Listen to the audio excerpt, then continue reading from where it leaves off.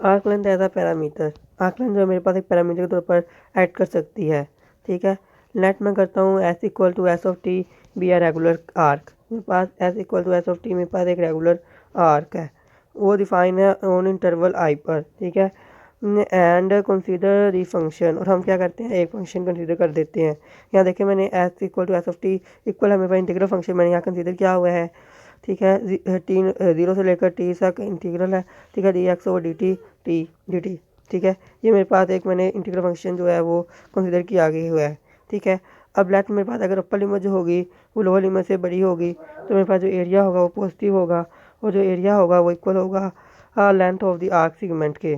ठीक है, between the point X T और X T naught and X T. यहाँ मैंने एग्जांपल ली हुई है, यहाँ आप देख सकते हैं कि यहाँ मेरे पास एक्स टी नोट पर ये जो पहला फंक्शन है वैल्यू है, और दूसरी वैल्यू मेरे पास एक्स टी पर है। तो ये वाली वैल्यू बड़ी है, तो इसलिए मैंने इसको कह दिया कि ये मेरे पास एरिया जो होगा वो पॉजिटिव होगा। ठीक है, now it follow from the fundamental, अगर मेरे पास इफ़ टी जो छोटा हो टी नोट से, अगर मेरे पास टी है छोटा है टी नोट से, देन एस जो होगा वो छोटा होगा 0 से। अगर लोअर अपर लिमिट जो है वो छोटी होगी लोअर लिमिट से, तो मेरे पास जो एरिया होगा वो नेगेटिव होगा। ठीक है, और मेरे पास इंटीग्रल की फंक्शन की जो वैल्यू आएगी वो नेगेटिव आएगी, and is equal to minus two the length of the arc segment. ठीक है, और मेरे इक्वल होगी minus two the sine of arc length की, क्योंकि जो लेंथ होती है किसी भी चीज़ की वो पॉजिटिव ली जाती है, इसलिए मुझे इक्वल होगी minus of the arc length segment के। ठीक है, between x T naught and X T के। ठीक है, now it follow from fundamental from the calculus, ये मेरे पास फॉलो कर रहा है फंडामेंटल लॉ ऑफ कैलकुलस को। That equation 1 lie of continuous non vanishing derivative, यानी क्वेश्चन 1 मेरे पास है, उसके बाद कॉन्टीन्यूस नॉन वैनिशिंग डेरिवेटिव है। मतलब कॉन्टीन्यूस नॉन वैनिशिंग डेरिवेटिव मतलब क्या है, यानी ये फंक्शन जो है मैंने दिया डेरिवेटिव लेना है ना इस फंक्शन का एफ का।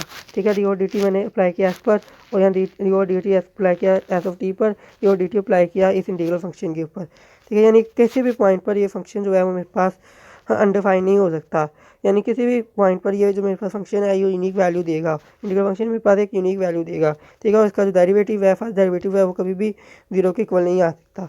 ठीक है, D X over D T equal आ जाएगा मेरे पास बच्चों T over D T, integral है तीनों से T D X over D T T T. ठीक है, अब आपको पता है कि जो है इंटीग्रल होता है और डेरिवेटिव होता है वो आपस में इन्वर्स है।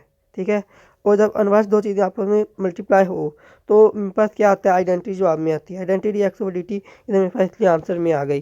ठीक है, तो ऐसे मेरे पास है देखना here s equal to S of t, जो एस है वो डिपेंड कर रहा है टी के ऊपर, इज एन अलोएबल चेंज। ठीक है, मेरे पास एक allowable change of parameter of interval, मैं कह सकता हूँ कि allowable change of parameter of interval I पर है। क्योंकि कह सकता हूँ मैं इसको, क्योंकि ये कॉन्टीन्यूस नॉन वैनिशिंग डेरिवेटिव है। ये क्या है, कॉन्टीन्यूस नॉन वैनिशिंग डेरिवेटिव था। यहाँ देखना आपने ये कॉन्टीन्यूस है नॉन वैनिशिंग डेरिवेटिव, यहाँ हर पॉइंट के ऊपर यानी अलग अलग पॉइंट पर अलग अलग वैल्यू आ रही है। ठीक है, तो ये कहीं भी अनडिफाइन नहीं हो रहा था। ठीक है, तो also s t is of class u m m on आई।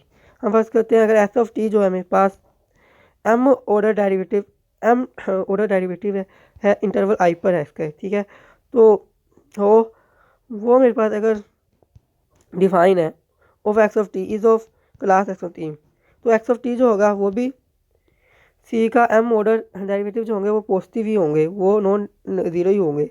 दस the arc length S can be introduce, मैं कह सकता हूँ कि आर्क लेंथ जो है वो एस कैन बी इंट्रोड्यूस करवाई जा सकती है along the curve as a parameter. Arc length को मैं पैरामीटर के तौर पर इंट्रोड्यूस जो है वो करवा सकता हूँ। ठीक है, और उसके बाद मैंने आपको बताना है कि a representation in term of arc length is not unique. ये रिप्रेजेंटेशन होती है आर्क लेंथ की, यूनिक नहीं होती। क्यों नहीं यूनिक नहीं होती, क्योंकि डिपेंड करती है चूजन इनिशियल पॉइंट पर। हमने यहाँ से यहाँ जा रहे हैं, ये यहाँ से इधर जा रहे हैं, तो उस पॉइंट पर ये क्या कहते हैं अपर और लोअर लिमिट के ऊपर ये जो है डिपेंड कर रही है, और इसके ओरिएंटेशन पे ये जो डिपेंड कर रही है।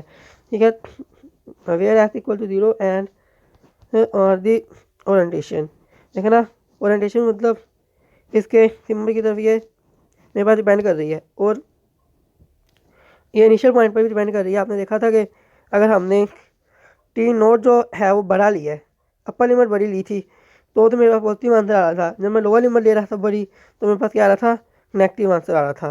ठीक है, अगर मैं इसकी ओरिएंटेशन चेंज कर दूँ, मतलब क्या करूँगा, इसके इंटीग्रल के जो साइन है ये टी नोट इधर था तो मैं टी नोट ऊपर टी नीचे था टी ऊपर ले गया तो मेरे पास क्या है साइन माइनस आया। ठीक है, तो ये डिपेंड कर रही है ओरिएंटेशन पर। ठीक है, representation in term of arc length as natural representation कब होगी, नेचुरल रिप्रेजेंटेशन कब होगी जब डी एक्स और डी एक्स का जो मोड लूँगा 1 इक्वल आएगा।